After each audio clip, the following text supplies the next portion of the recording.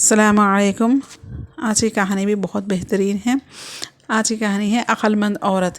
کسی زمانے میں بغداد میں احمد نام کا ایک سوداگر رہتا تھا۔ دیس بدیس میں اس کا کاروبار پھیلا ہوا تھا۔ وہ بڑا ہی شریف اور رحمدل تھا۔ اس کی سخاوت اور رحمدلی کے چرچے دور دور تک مشہور تھے۔ اس نے بہت سے شہروں میں مسجدیں، مدرسے، مسافر خانے اور تالاب بنوائے تھے۔ بہت سے غریب آدمی ہر روز اس کے پاس مدد کے لیے آتے تھے اور کوئی بھی خالی ہاتھ واپس نہیں جاتا۔ جو بھی احمد سوداگر کو جانتا اس کی خوبیوں کی وجہ سے اس کی عزت کرتا۔ ایسے آدمی کو تو ہر طرح سے خوش رہنا چاہیے تھا، لیکن احمد سوداگر اداس غمگین رہا کرتا۔ اس کی وجہ یہ تھی کہ اول تو بہت دنوں تک اس کی کوئی اولاد نہیں ہوئی، پھر ایک لڑکا ہوا بھی تو بالکل بیوقوف نکلا۔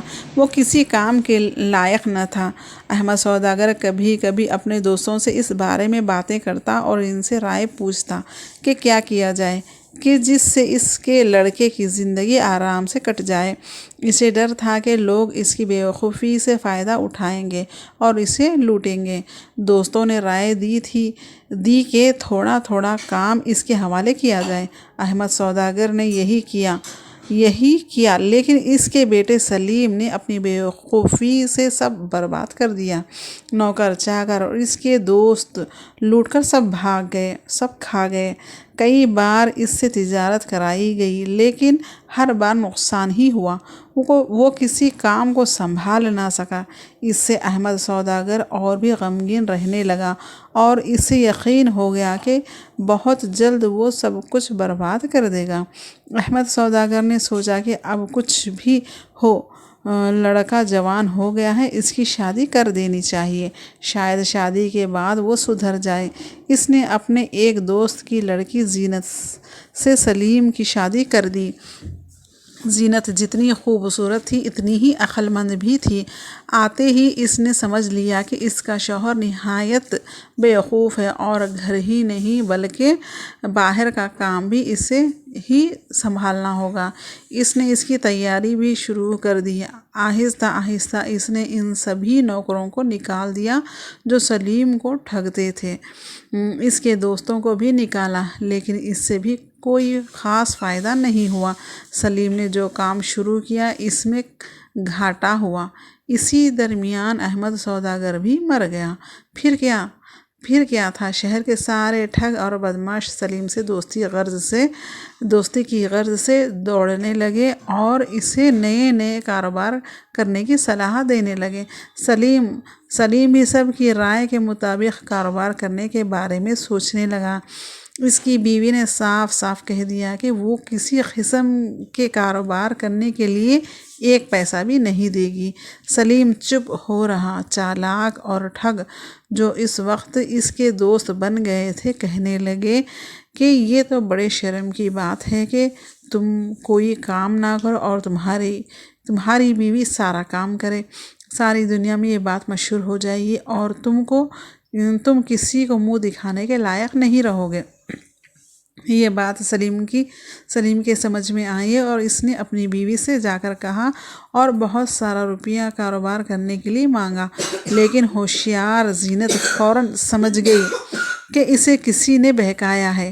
اس نے صاف انکار کر دیا۔ سلیم اس کے انکار کرنے پر بہت غصہ ہوا اور کہا کہ میں بیکار نہیں بیٹھ سکتا، مجھے کچھ کام کرنا چاہیے۔ اگر میری بات نہیں مانتی ہو تم ہی کہو کہ میں کیا کروں۔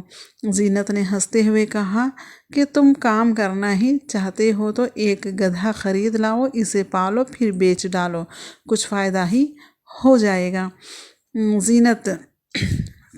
ہو ہی جائے گا۔ زینت نے یہ بات مذاق میں کہی تھی، لیکن تھوڑی دیر کے بعد اس نے دیکھا کہ سلیم ایک موٹا گدھا لیے آ رہا ہے۔ اس نے اپنی بیوی کو دیکھتے ہی کہا، لو دیکھو کتنا اچھا گدھا لایا ہوں۔ زینت کو اپنے شوہر کی بیوقوفی پر بہت تکلیف ہوئی اور اس نے کہا، میں نے تو بات مذاق میں کہی تھی، جاؤ اسے فوراً بیچ آؤ۔ سلیم پھر گدھے کو لے کر بازار کی طرف نکلا۔ دو ٹھگوں نے اسے دیکھا اور آپس میں رائے کرنے لگے کہ کسی طرح اس گدھے کو ہتھیایا جائے۔ آخر میں جو زیادہ چالاک تھا وہ سلیم کے پیچھے پیچھے چلنے لگا۔ پیچھے والے ٹھگ نے جھٹ گدھے کی گردن سے رسی کھولی اور اپنی گردن میں ڈال لی اور گدھے کو دوسری رسی میں باندھ دیا۔ جو ٹھگ آگے تھا وہ پیچھے آ گیا اور سلیم آگے چل پڑا۔ سلیم کو پتہ بھی نہ چلا کہ اس کا گدھا اڑا لیا گیا۔ اس نے پلٹ کر دیکھا، ارے وہاں تو ایک داڑھی والا آدمی تھا، گدھے کا کوئی پتہ نہ تھا۔ سلیم حیرت سے اسے دیکھنے لگا۔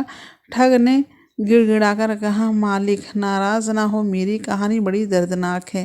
میں بڑے آدمیوں کے ساتھ رہتا تھا، بڑے بڑے کام کرتا تھا۔ ایک دن نشے کی حالت میں اپنی ماں کو پیٹا۔ اس نے بددعا دی کہ جا گدھا ہو جا۔